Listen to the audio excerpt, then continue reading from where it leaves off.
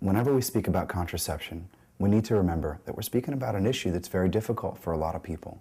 There's a lot of confusion about the issue, and there's a great struggle in making a decision about how to live out one's sexuality.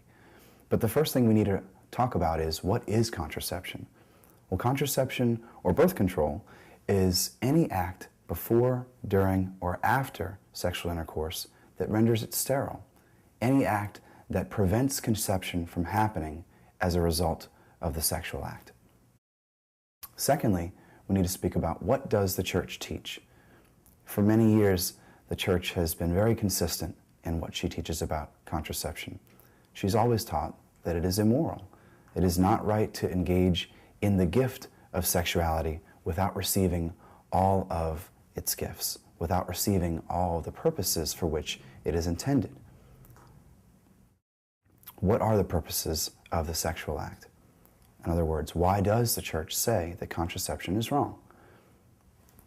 Well, there are two purposes that we're going to focus on. They're called, the first is the unitive dimension of the conjugal act. The unitive dimension comes to us all the way from Genesis. When God created Adam and Eve, He gave them the gift of each other. He gave them the gift of their masculinity and femininity that perfectly complemented each other. He gave them the gift of their sexuality to be at the core of their marital relationship.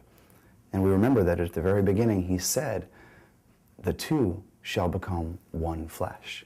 That in that act, a man and a woman become one, that there is unity there, that there is truly a unitive dimension to the conjugal act that cannot be taken out of it.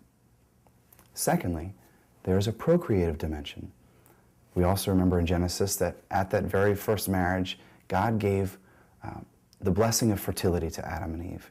When He told them, the very first command He gave them actually was to be fruitful and multiply.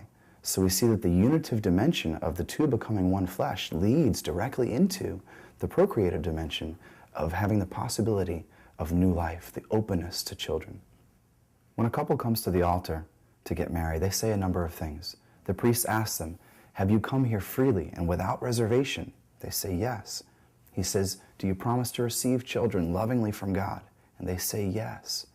But the yes that they give that day is supposed to be lived out through the remainder of their lives, particularly through the gift of their sexuality, that I give myself without reservation and that I am open to the gift of children. When we introduce contraception into a couple's relationship, even if they have the best of intentions, the procreative and the unitive dimensions that are intact in the sexual act become separated. And the act that is supposed to be what John Paul II says is a truthful sign actually becomes broken. And what is supposed to be the truth of the two becoming one flesh as the basis of a good marriage becomes broken. Suddenly, there is a problem that many people can't even see. And just as a little example of this, consider if you were to ask me about using my phone, that you want to borrow my phone and you want to make a call. And I say, well, I'd like to give it to you. I want to, but I don't feel comfortable giving you the whole thing. I can't say yes to all of that. I want to let you use my phone. I want to let you make a call, but I just can't feel like I can give you all of it. I'm not sure I trust you with all of it.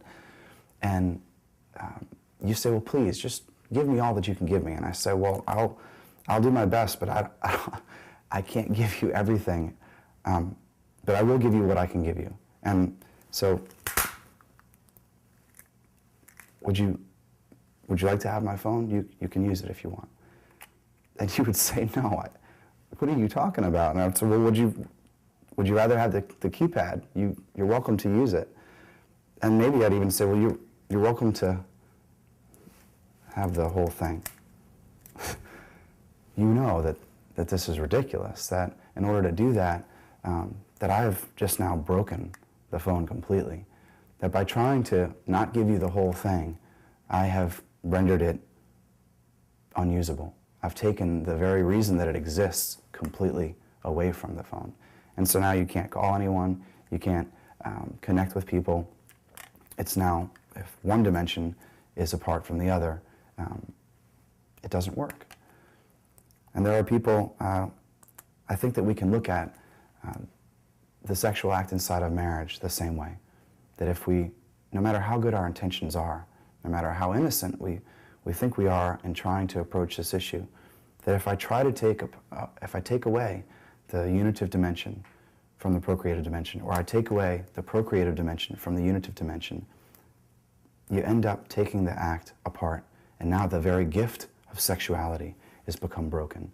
And even if we try to put it back together again, and maybe no one else around knows, and it looks maybe to everyone else on the outside that it's intact, that everything is okay, deep down we know that it's not what it's supposed to be, that the very way that God created our sexuality has been broken apart.